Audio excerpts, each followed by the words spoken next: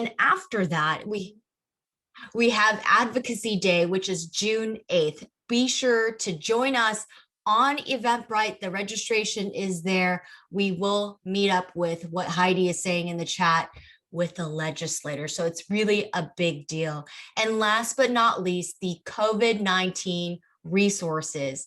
This is something that is going to be good for you as business providers, along with the resources potentially for clients, state, regional, local resources for them. So in the event that we have this, here is the Advocacy Day prep. This link up next is the Eventbrite to the actual advocacy. And the last but not least, the resources right over here. So you can jump on that. So up next, we're going to talk about the agenda very briefly. We've done the introductions. We've met Lisa and the updates. Up next, I want to introduce our steering committee member, Bo Sivanansakul, who is also at PACE, which is the Pacific Asian Consortium in Employment. So Bo, I'll let you take it away. Hi, good morning, everyone. Thank you, Mega, for an introduction. I hope everyone is doing well. So it seems that, we may have met already, but let me introduce myself again. My name is Bo Sivanansakul. I'm a director at PACE Business Department. So we provide business counseling, training, and also loan up to $250,000 for startup to business expansion. I am also a steering committee of the Entrepreneurship Advantage, which is an LA collaboration. So our goal is to create economic opportunity for entrepreneurs and small businesses in Los Angeles. So we connect resources and provide resources to small businesses and entrepreneurs. And we actually would like them to succeed and also to grow in the Los Angeles community here.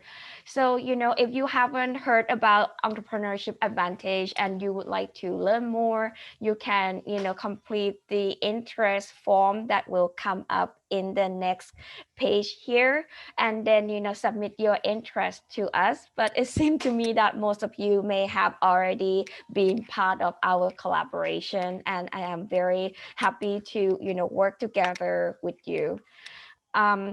So maybe I can talk briefly about what we do as a collaboration. We try to put resources together for small businesses. We also refer our client or small businesses among the collaboration member. So for example, if I have a client who may looking for technical assistant, and I may know that the SBDC or USC, they have specialized in this matter, I would refer them to our partner. Or sometimes if I have a client who looking for a loan that higher than I usually do, so I also refer to CDC or risk or opportunity fund as well. So I think it's a great collaboration. We are working together as a team here and just to help small businesses in Los Angeles to thrive. So next here, I would like to introduce you to our guest speakers today, Elaine Lodricks. So when I heard about this today topic, I found it very interesting and also very timely as well. As you know that we have been over a year for the COVID-19 already, and the issue of mental health has been more important than ever. So, for us as an organization that work for nonprofit and has been assisting small businesses or startup in the past year, we have heard a lot from client, and then we have put more effort in assisting our client, and sometimes maybe we have forgotten about ourselves. So our today guest, Elaine Lodricks, she is an entrepreneur and a partner at List Venture and business advisor for the Los Angeles Small Business Development Network, or SBDC. She has focused extensively at helping small business owners incorporate technology through e-commerce and online businesses. So why is she working with the local software company that focus on mental health and wellness to provide self-care technique for her team as well? Elaine has seen the result of incorporating mental wellness within her organization and want to share the benefit with other business providers. So for me, myself personally, I'm very interested like to learn and then to apply to, my organization as well. So later we will have Stephanie Erazo, founder of Prana Wellness, who will lead us in a special grounding exercise.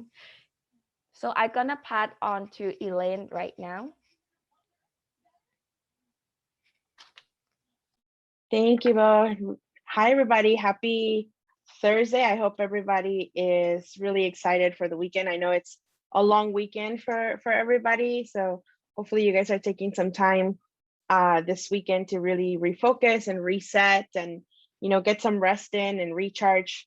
I know we all have been extremely busy. I think for everyone on this call, it's been one heck of a year, just really working on supporting all the small businesses in our region, and maybe even beyond, doing lots of other work. But before we get into a little bit of our mental health, I want to talk a little bit about technology and some of the impact that that's having on businesses post-COVID, and really just want to share with you guys some of the power in the influence that we saw last year, and that we're starting to see as we turn into recovery.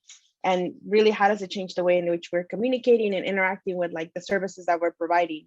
So as you guys may know, we did a lot of work last year with businesses and really try to walk them into how technology really helps them in surviving COVID, but now in the world post-COVID. We can go to the next slide, Lisa. So I think even though we're getting ready to go back into what this post-COVID world is about to share with us, there's still a lot of benefits, and I think a lot of us are starting to see what are some of the things that we're still doing remotely. But we know that our business consumer relationships have changed. We know that our shopping channels have changed. I think we now know that there's generally higher expectations from people, right, in terms of how we're getting services.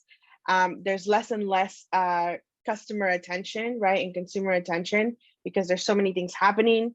Access to information is very much more available, and I think people are getting more familiar with how to finding it, right? And I think overall the customer experience has changed. Next. So one of the things that I think we focused and we really have been able to kind of showcase with our clients and a lot of the people that we work with is, using tech tools to not only work in their business, but also work on their business, right? So I don't know how many of you guys here have like 5 to 6 to 10 to maybe 12 Zoom meetings on a weekly or maybe daily basis, right? And so a lot of the tech tools that we use are really helping us kind of balance that the technology portion, right? So just not just making our businesses more efficient, but also working on our business. We're also learning how technology helps us increase our revenue, increase our capacity. So how can you be in 5, 6 places at the same time? Maybe we're listening to a Zoom call, but we're also making phone calls or sending emails, right? But really maximizing our time. But we also have to be mindful and remember to prevent burnout. Next. So one of the things that we've done is really ease our clients into technology by introducing them to tech and really bite-sized actionable steps. So technology can be very challenging, and it can also be very daunting, right? For a lot of the clients that we work with, and even sometimes ourselves, it's like, oh, I want to try a new thing, but I don't know about that. Like I've been doing different things before. So how do we adapt to the new, the new version? So bite size, I think is the best way to kind of take it, just trying one tool at a time or trying one app at a time to see what works for you. And then just understanding that there is no right or wrong tech to use for anything in particular, right? As we're doing things. Next.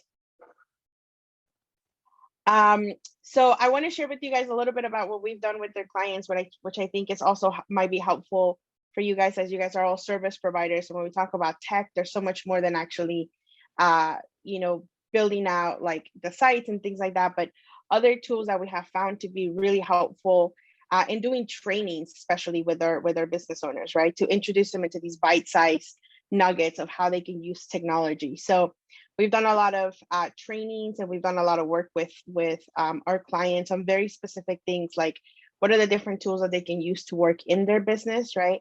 Things that may seem kind of obvious to us because we use them every day, but to them might be brand new, or maybe they didn't know how to use them or really use them to their full capability.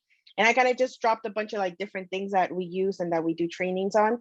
And I think it's really helpful to just showcase, like, these are some of the things that you can do with this tool. These are some of the how they help you like stay organized, or they help you be more creative, right? Or break out of the like old way of doing businesses to really maximize time.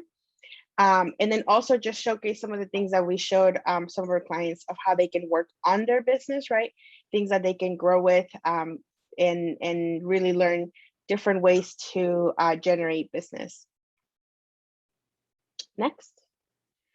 So some of the things that we're talking about when it comes to increased capacity, I think we all see with our clients are always talking about, like, I wish I could do all these things, but I'm not the one, or I have a really short staff, or there isn't, that many people that can do some of this work.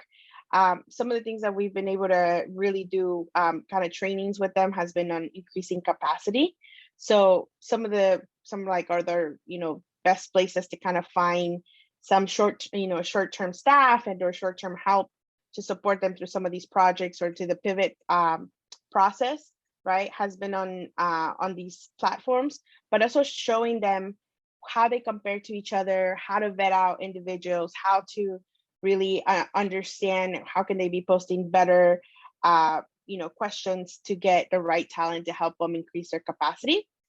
And then there's also a lot of other companies that can help us increase revenue by integrating systems. And I think that is always a challenge as well, even just internally, right? I know we were always like, how do we make sure we're posting on our social media every day? Well, we got to using Later, and that's certainly helped.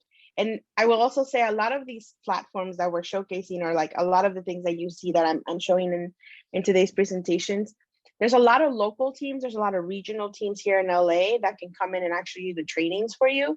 So as you're supporting your clients through this pivoting into technology and using technology to transfer over into the digital world, and even building out full e-commerce services, to really that they can come out and support your clients with either trainings, and or like a lot of them have their own office hours, or they have their own special teams that can help your specific clients, right, that they know more about. I will also say that a lot of them are really great sponsors. So if you guys are thinking about how can you integrate them into some of your events, they do really great work to be able to support the work that we do and help your clients increase their revenue. Next. These are some of my favorite tech service providers that I want to share with you guys. And if anybody on this call wants to get some introductions, or is like interested in working with some of these tech service providers, I have had really good experiences with them. They've come in and done like really very, very much intro level, overall presentations on how their services work. And then we've also gone like really deep in the weeds on how to utilize some of the very like niche products and or services that they offer per service provider. And I think what's also really cool, and at least what I have found really helpful, is, so I know, for example, we had Facebook come and do an entire like series on, how to utilize Facebook for business, but they also went into like Instagram, and there was all these like really cool things that I didn't even know I could do on Instagram. So sometimes it's not even just services for our clients, but I think it's also services for ourselves, that all the things that we're learning and things that we could be using in our own organizations to kind of stay organized, or to reach our audiences a little bit better. There's a lot of cool features and things that we just like don't even know about, right? I think we get really caught up with just like grinding every day, but then we forget like there's all these other cool things we can do. What I also have found really helpful about the tech service providers is they have a lot of great ideas on how to better collaborate. And it kind of gets you, at least for me, what was really helpful, at least through, this last year, has been to be able to do something different. I know that there's a lot of, just everyday things that we have to do, but like breaking out and saying, okay, today I'm going to work on this like cool, like Snapchat, like advertisement, right? And it was a complete different space. It got my ingenuity, it got my creativity going, and it gives you a good mental break from, the monotony of like having to do paperwork or having to like schedule meetings and things like that. So kind of having that balance between how much are you actually like, working on these like admin portion of our work, is I know a lot of us, have a lot of admin work, but also breaking it and including some of that creativity portion into your daily kind of routine. It helps with your brain power, and it also helps you, stay like on top of the newest trends. And then you're like, okay, you get excited about something. You're like, I did something cool. Sometimes they even seem like very small wins, but they're really, really helpful. So, I think we lost the presentation. One moment. No worries. So I have a couple of questions to go as I figure out these technical issues. So Elaine, whenever we're coming down to these different softwares, some of the conversations that I've had with people was the fact that, there's so many apps. How many more can I add? How do I manage all this stuff? How do you integrate all of these things? Can you explain a little bit more about your process? Yeah, so I always like to do, there's a lot of like trial and error, but I like to integrate one thing at a time and really see if it functions. And I always set out goals prior to integrating something, right? So it's like, I need something that does X, Y, Z. So for example, I've gotten to this point, and I don't know, many of you probably have the same challenge, right? I have 6 email accounts that I have to kind of manage, right? And I used to use Outlook, but Outlook's a little clunky. And I was like, I need something that can integrate also all of my calendars. There's all these different things. And so I started using one app with 2 of my emails and another app with 2 other emails, right? And just kind of like floating between those 2 to figure out which one I liked better, which one had a better experience for me utilizing these apps. And so it was just like trying for a little bit and not committing to anything full time, right? So it was like, I'm gonna try this and see what works, and really taking a step back and saying, what did I like about this particular service today? What did I not like? And then just kind of weighing out my options of saying, what's a yes, what's a no, what's a must have, what's a nice to have, right? Like I must have access. Like the one thing that when I was looking for something to merge all of my email accounts, was I needed something that also merged all of my calendars, right? Because each email account came with a calendar. And I was like, I need to be able to see all 5 calendars in one place. And most of the apps that I tried did not have that. And then I also wanted to make sure it worked both on my computer and on my phone and my laptop.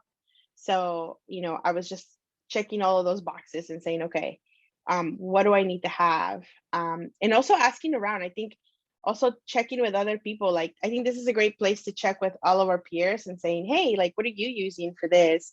Or using those one-on-one meetings that I think Lisa and Mega set up to say, like, if you want to collaborate or if you want to chat with other people in this collaborative, really asking them, right? Like, what are they using? What do you use for this? Because I have gotten some great tips from other people. I know, I know Sonia has like a great Slack channel, right, that she uses to pass out information.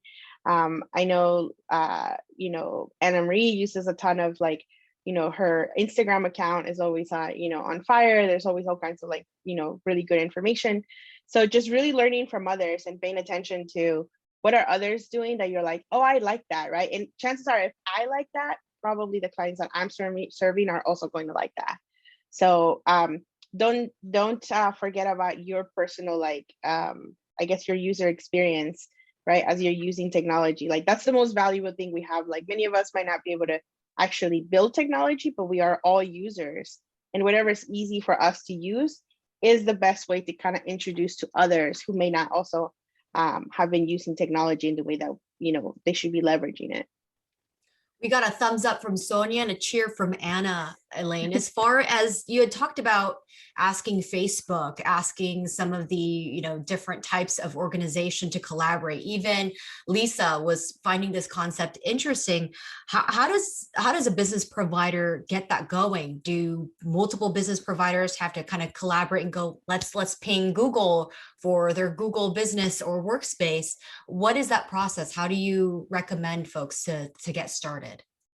Yeah, I think a lot of these tech service providers, so a lot of them have regional, directors and or like managers, right? And I think it's really great to do one-off, but I also have found that when we work in collaboration, it tends to be a lot more fruitful for both parties, right? So again, the work gets cut in half. So if I was to do, a training in partnership with, CDC or with Crowdfund Better, right? Like if we pull both of our audiences together, one, it takes half as much work to organize an event, right? Because now there's two of us doing it.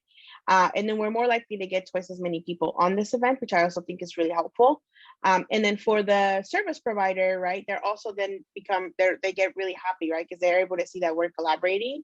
And from a headquarters perspective, a lot of them are looking to see like how many of them are working with regional teams rather than individual teams, because it's very time consuming. And I know that the regional teams that do a lot of community work have to submit outreach and in touch reports, right? So the more they have, the more collaboration we have between us, the more we're going to be able to get out of regional teams. And also, I will say, like, just from experience, some of these big tech companies also, they tend to put more regional dollars that are up for grabs for like sponsorship and things like that, if they can see that there is more regional collaboration, which I think is really the great part about Entrepreneurship Advantage, which is like all of us are getting to know each other, we work together, we learn about what we're doing.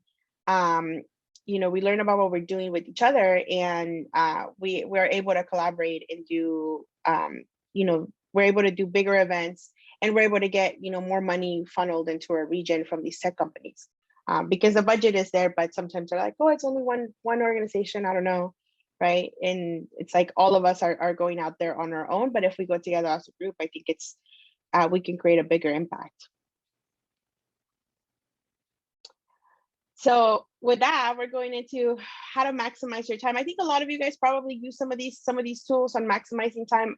I want to share a little bit about some of the, like, I think when COVID started, some of the things that we implemented internally in our teams.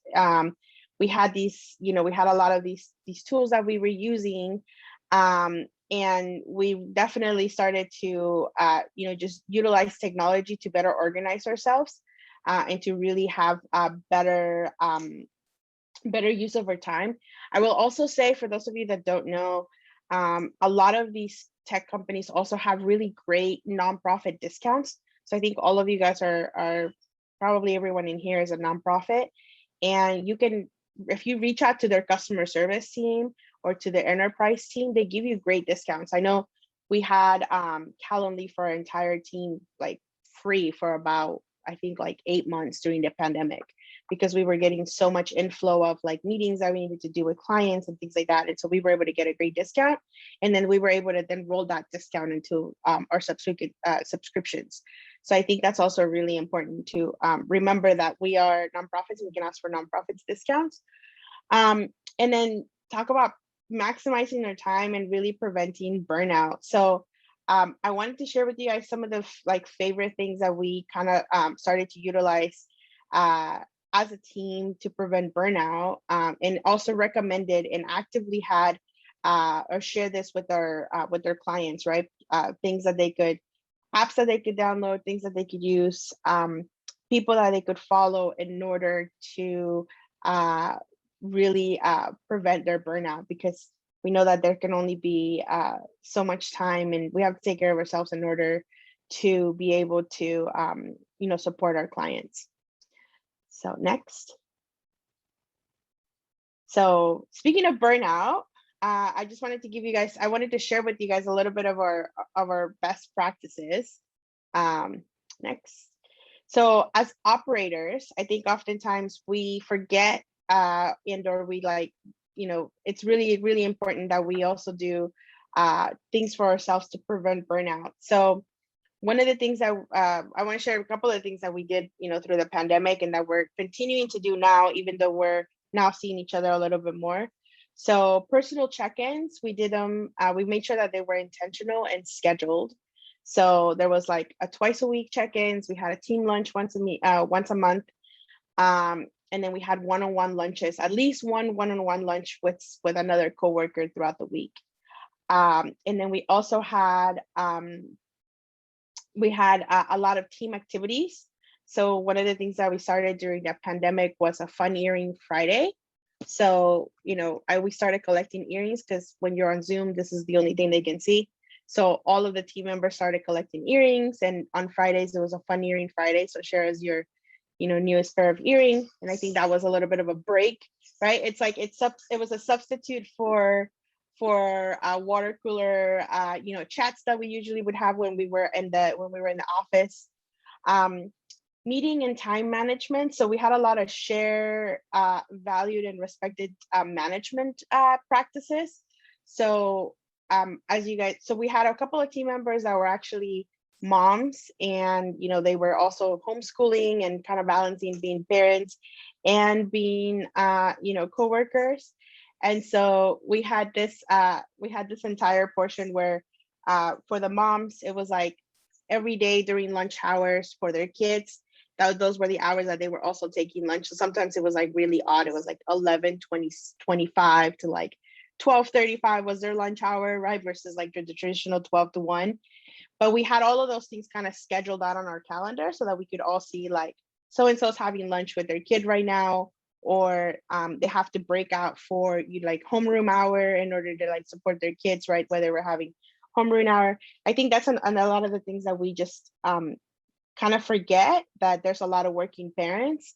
And sometimes we also had actual like cuddle time. So I know I had like cuddle time with my dog where I was like, I need to schedule like 20 minutes a day where I just like cuddle with my dog because it's just helpful, right? And I know we've seen a lot of like cats and dogs creeping through our screens, and those are always like fun surprises. But just really having those things kind of like pour into our schedules and making them part of our routine.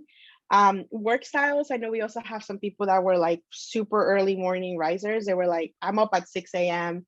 and I do a lot of work from 6 to 9. And other people were like, I actually get more of a like time spree between 5 and 7 p.m. So just really adjusting for those work hours and working styles.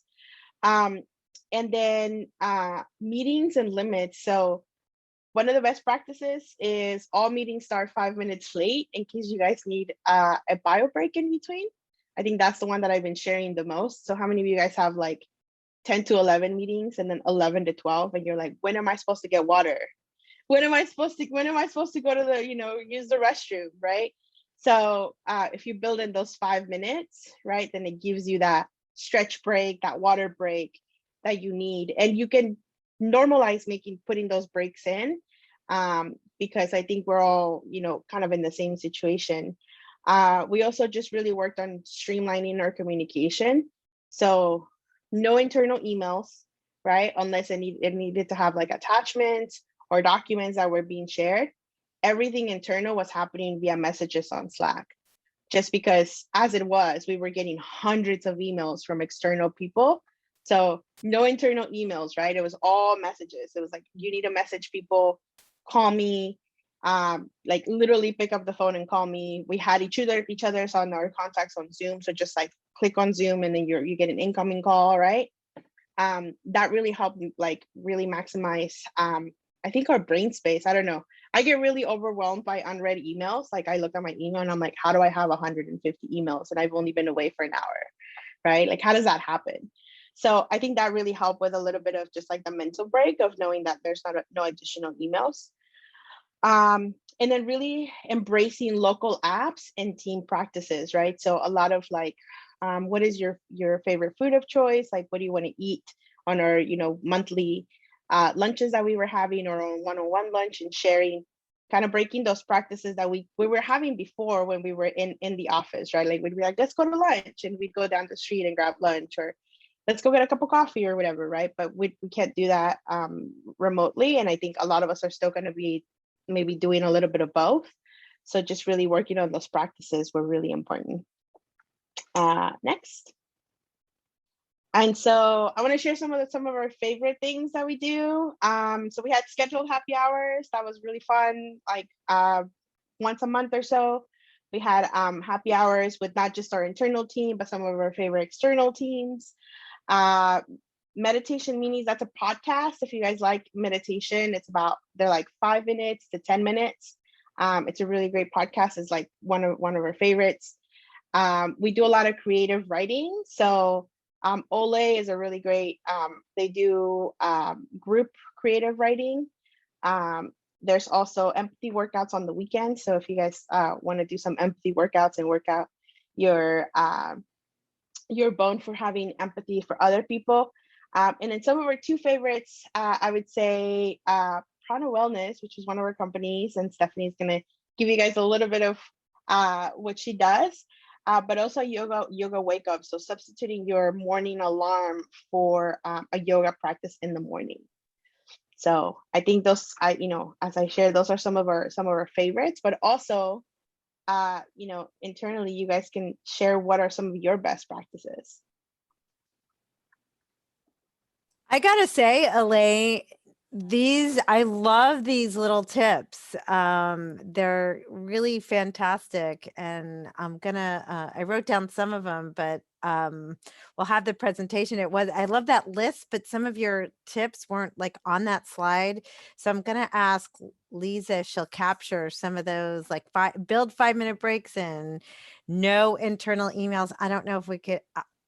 Wow, that is like a big change in how people work, right? Mm-hmm.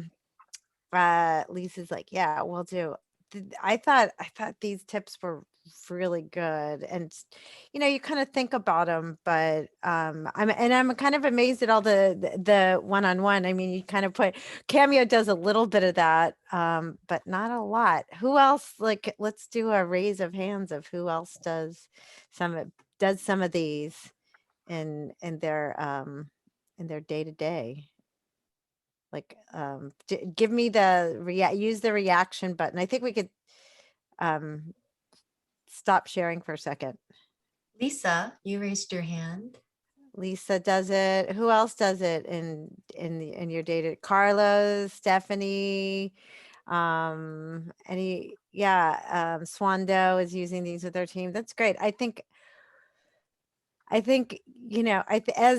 know Cameo staff is not going back to the office, it looks like. So we'll definitely take some of these to heart. But Yeah. And yeah, are you guys raising your hand because you have questions? Or are you raising your hand because let's take a couple minutes of questions. Can we come off so we could see everybody? There we go. So I had a question for you, Elaine. You were talking about all these different types of ways to eliminate emails. I actually implement that in my own personal team. It's changed our productivity up to 35%, actually, monitored our times and things. However, that moment of when you decided no emails, go into Slack, that breakup time is incredibly awkward, hard. And then you're like, oh my God, everyone's still using emails. They're not going on Slack. We have two different places. How do you manage that transition? Yeah, that's a great question. We actually so it took us about 2 weeks to break that habit. And essentially what we did is, so at least what I did for some of the more, I would say, like resistant team members who were couldn't get used to like sending things via Slack, we were doing more check-ins, right? So I think we were, the first 3 months of the pandemic, we were meeting like on a daily basis in the morning. We were doing a quick 15-minute check-in. And then when we did that break between emails and Slack messages, we actually reinstated those three times a week check-ins. And so for the emails that were getting I wouldn't say like they were not getting checked, because it's like it's like a training portion, right? So if I was getting an email, I would look at it and I would know what it was on it, but I would not respond to it, right? And just like getting in the habit of like, I'm not responding, I would Slack someone back with the answer, right? So Mega, if you were sending me an email that should have been a Slack message, I would actually just Slack you back and I'd be like, about your email, blah, blah, blah, right? And then it was just like, oh, that's right, I was supposed to like send you a Slack message, right? And then just talking about it, and it's like, what was the hard part about sending the email? Oh, and sometimes it was like, I just forgot, or oh, it's just habit to just forward it, right? Versus organizing it. So and then just doing like check-ins of like, hey, did you send me an email that I just like didn't see or didn't respond to it because it should have been a Slack message? And so just doing more frequent check-ins to break the habits. And it takes, I would say it takes time, and it takes practice, and it takes support, just like any other habit, right? So I will also be the first one to say, I was like, I am not about to meditate every day. Like, this is nuts. Like I don't have time to do that, right? And you know, my director at that time, she was like meditating twice a day every day, and she had a Monday night meditation like that she would put together. And I was like, this is crazy. Like, I'm not gonna sit in silence for 10 minutes. It's like, I don't know what that does. Like, I have 10 minutes, I can do something else. I was very resistant to it, but it was more of a team thing that we did. We started with doing team things, and then it was like, you have to find kind of like your groove for it. So listening to a lot of different, I think I started with like maybe Headspace, and I was like, I don't know that like Headspace worked for me. And then someone recommended the podcast, the meditation minis, and then that did the trick, right? And so I realized like I like doing meditation in a group. So I enjoyed it when I was doing it with like my coworkers, right? And I didn't like doing it by myself. I felt too self-conscious about it. And then until I found the right, I think, voice and tone and thing, right? And I was very much like, and after I did it, I felt better. I started to notice that like I felt better. I was not as overwhelmed. I just felt more centered. And I know that sounds really broad, and I can't describe it in any other way other than like I could focus, right? Where like before I would see my brain having like 17,000 things I had to do. And then after I learned how to like, not even learn how to meditate, but learn what worked for me in terms of like mindfulness and meditation, it's like, these are the 3 things I'm going to get done, and everything else, it gets done. I've been like a superhuman today, but if not, I'm still like accomplishing things because I did these 3 things today. And that focus really helps, I think. Perfect. No, I think, I wish I got these advice like maybe a year ago, Elaine, but never, better late than never, right? So in this particular case, we want to ask those same questions and get to networking. So I want to call up our favorite person, Heidi, to start and kick off our networking. I don't know if that's fair to call me your favorite person, but anyway, next slide. How's everybody doing? I'm sure everybody has their own favorite person, but I appreciate that, Mega. Well, how about our favorite person on this? Well, no, I wouldn't even go as far as that. Anyways, so Lisa's going to magically transport us to our breakout rooms, and we're going to share more about your self-care routine. I don't know if anybody needs any prompts, but hey, here are some, and maybe we can learn about a new tool. So Lisa, why don't you just take us to it? Because I know we have Stephanie who's going to Will do some actual self-care in a bit. Hi, everyone. Welcome back. How are you? Rocio, it's good to see you. Hi, Mega. Yes, thank you. As always, we run out of time. we were right about to get into the meat of the conversation. And you know what it is? Like the first part is just kind of like, hi, how are you? How's your day? Right? Is that kind of what happened? Yeah, because I was with Noé, who's back also, and I hadn't met him before, so we were completely, new contacts. So just kind of like trying to understand what he does. I didn't get a chance to share what I do, but it's okay because this is great. I'm gonna send him a message so that we can have an offsite conversation. So still works out. That was cool. I learned about a new technique, which is which Kathleen told me about, which is really cool, which is energy healing. Oh yeah. And it's a little bit of, from what tell me if I get this right, a little bit of verbal and a little good. I'm glad you didn't finish your conversation and make time to have somebody else talk to somebody else another time, right? So it's verbal, but also like a little bit of physical, and she does it remotely, which is really cool. And she does it Monday morning to set it. Anybody else have a cool Just on the note of energy healing, it comprises a lot of different modalities, including traditional Chinese medicine and Ayurvedic approaches. And there are different types of or different modalities. Could be things like Reiki or pranic healing or tapping, different modalities. So it's not just one thing under that. Even Right. acupuncture goes under the label of energy healing. Whatever is healing to the energy system, the body, the mind, body, and spirit. Okay. Cool. Thank you, Crystal. And that is some things that I specialize group in. energy It healing. includes meditation and mindfulness. Nice. Bless. Nice. Thank you, Crystal. I think Crystal, we and Stephanie, right, is our we'll get your information. I think we have your information, and we'll make sure. I think a group. I like the idea of a group thing, Elaine.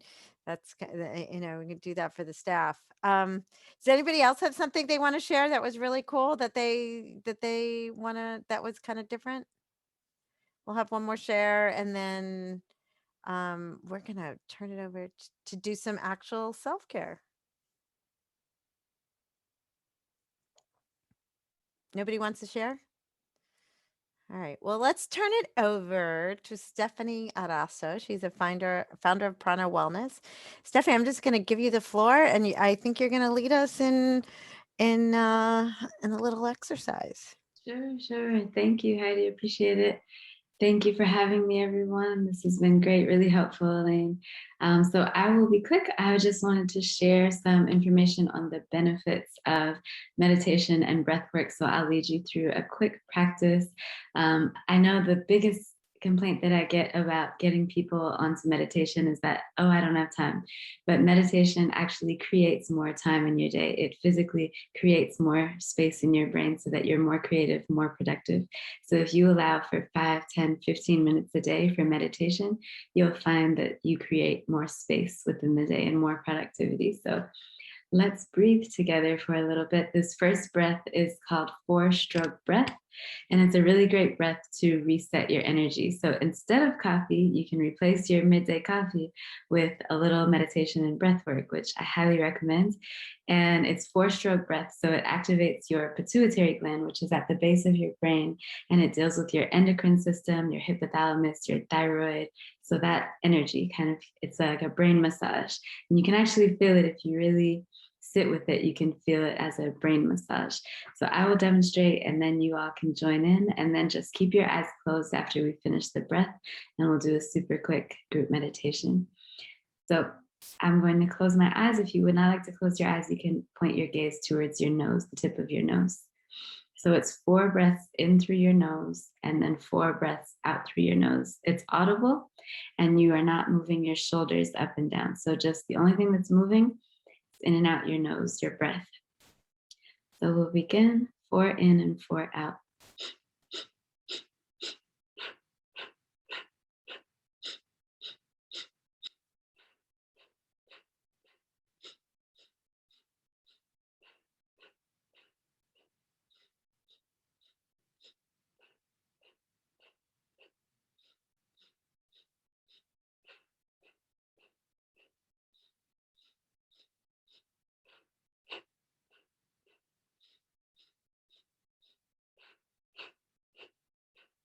Then big inhale in through your nose. Open mouth, cleansing exhale, release. And just keep your eyes closed for a little bit longer for a brief meditation. Allow your eyelids to be soft. Allow your spine to soften and melt down into the chair, your seat. Relax your shoulders down like waves along your spine. Allow your chest space to soften and relax. Feel your pulse. Feel your breath as your abdomen and chest expand out on the inhale and the contraction on the exhale. See if you can release physically any tension lingering in your body. Soften your shoulders, soften your throat, unclench your jaw, release the tongue from the roof of your mouth. Wiggle your fingers and your toes. Soften your hips and your tailbone down into your seat. And notice where your breath is most prominent in your body. Allow for space. Allow for creativity. Allow for expansion.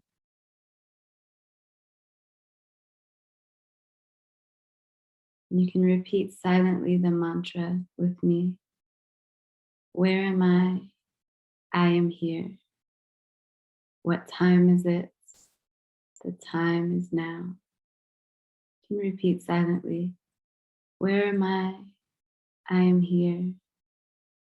What time is it? The time is now. Where am I? I am here. What time is it? The time is now. One more. Where am I? I am here. What time is it? The time is now. Take a moment to honor the space which you're in right now, to honor your body, to give gratitude for your breath, for your stillness, and for your peace in this moment. Bring your hands to heart center, connecting with your pulse. Send a little gratitude to yourself for showing up today, for taking a moment to check in. And if you'd like, you can bow forward in gratitude to yourself and your own body. Namaste. Thank you all. How does everyone feel? Ready to conquer the day. I got a grant to write. Done. Thank you so much, Stephanie. No problem.